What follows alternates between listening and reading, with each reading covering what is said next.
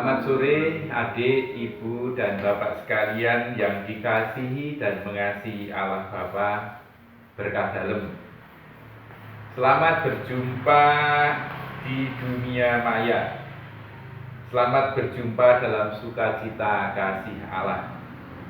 Kita bertemu dalam rangka Sarah Sehat BKSN tahun 2020. Pertemuan kedua dengan subtema Yesus adalah anak manusia, raja kerajaan surga. Saya yakin adik, ibu, dan bapak sekalian sudah membaca dari buku bahan pendalaman kitab suci BKSN tahun 2020 yang sudah dibagikan oleh pengurus lingkungan.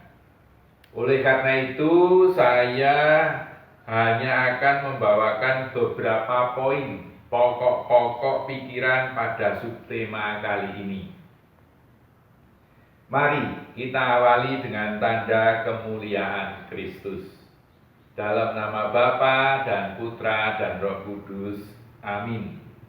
Semoga Tuhan beserta kita sekarang dan selama-lamanya. Ibu, bapak, dan adik sekalian, marilah kita berdoa doa pembukaan. Allah Bapa yang Maha Kuasa, kami bersyukur kepadamu karena Engkau telah memanggil kami untuk percaya bahwa Putramu Yesus Kristus adalah Raja Kerajaan Surga. Dialah yang menunjukkan jalan bagi kami untuk mencapai kebahagiaan abadi bersamamu. Utuslah Roh Kudus-Mu agar kami memahami sabda-Mu dan bukalah hati kami bagi sabda-Mu, agar dapat menerima sabda yang Kau sampaikan kepada kami. Demi Kristus Tuhan dan pengantara kami dalam persekutuan dengan Roh Kudus, Allah yang meraja kini dan sepanjang masa. Amin. Adik, ibu, dan bapak sekalian yang terkasih di dalam Kristus, pada pertemuan pertama kita diajak untuk mendalami kebenaran bahwa Allah adalah kasih. Kita mengenal Allah dan percaya telah dikasihi oleh Allah, sehingga kita pun membalasnya dengan mengasihi sesama.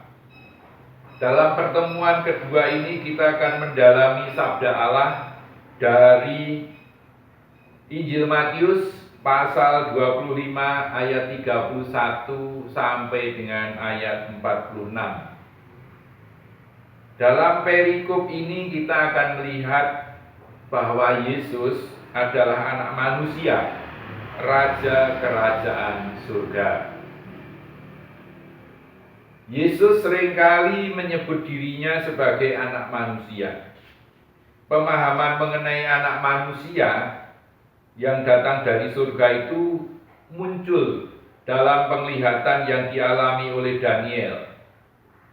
Adik, ibu, dan bapak sekalian, coba silahkan membuka di kitab Daniel pasal 7 ayat 13 sampai dengan 14.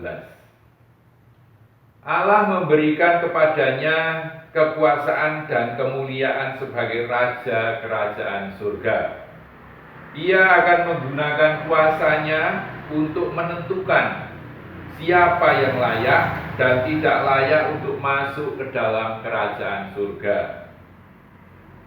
Pada hari kiamat di akhir zaman nanti, Kristus, anak manusia sebagai Raja Kerajaan Surga, akan datang dalam kemuliaannya untuk mengadili manusia.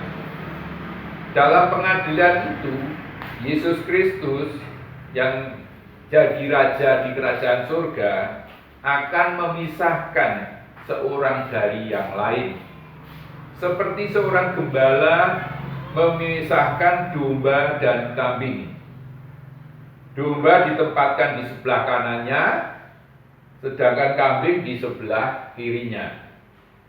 Domba itu kalau dalam bahasa Jawa adalah wedhus gembel. Sedangkan kambing itu wedhus Jawa. Padahal umat di lingkungan kita, lingkungan Tarsisius, oke Jawa nih. Maaf, bercanda saja. Domba melambangkan orang benar, yaitu orang yang melakukan kebaikan selama orang itu hidup di dunia. Antara lain, memberi makan dan minum orang yang lapar dan haus, memberi tumpangan bagi pengembara, dan memberi pakaian bagi orang yang telanjang, menengok orang sakit, dan mengunjungi orang yang dipenjara. Anak manusia menyebut mereka yang di sebelah kanan, para domba itu adalah orang-orang yang diberkati oleh Bapakku.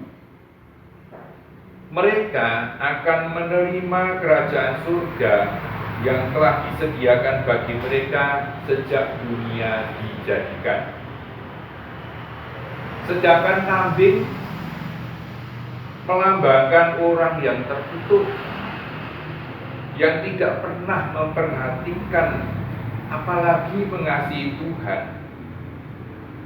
Tuhan yang hadir dalam diri orang miskin dan menderita.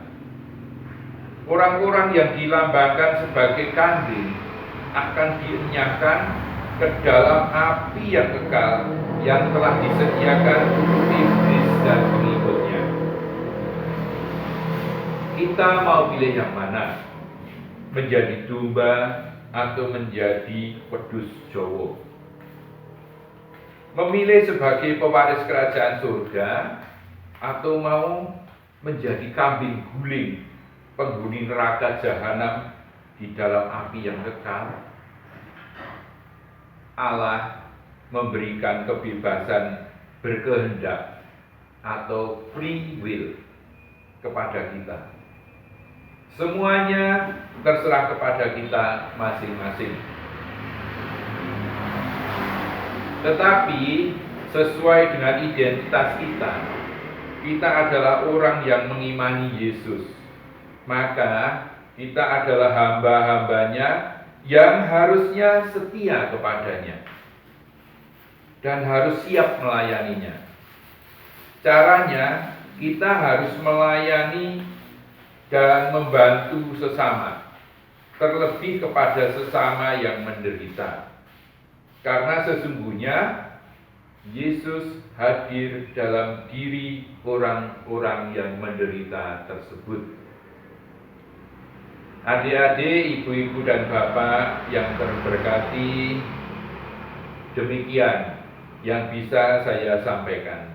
Semoga bermanfaat. Sekarang marilah kita berdoa, doa penutup. Allah Bapa yang Maha Pengasih, kami bersyukur kepadamu atas sabdamu yang telah kau nyatakan kepada kami. Sabdamu mengingatkan kami akan kebenaran iman yang kami terima, yaitu bahwa Yesus anak manusia itu adalah Raja yang berkuasa atas kerajaan surga. Kami mohon bantulah kami agar senantiasa menyadari bahwa kami adalah hamba-hambanya yang senantiasa setia melayaninya dengan perbuatan baik dan pelayanan kasih terhadap sesama, terutama yang menderita. Demi Kristus Tuhan kami yang hidup dan berkuasa bersama Diko dalam persekutuan dengan Roh Kudus, berkuasa untuk selama-lamanya. Amin. Dalam nama Bapa dan Putra dan Roh Kudus. Amin. Selamat sore.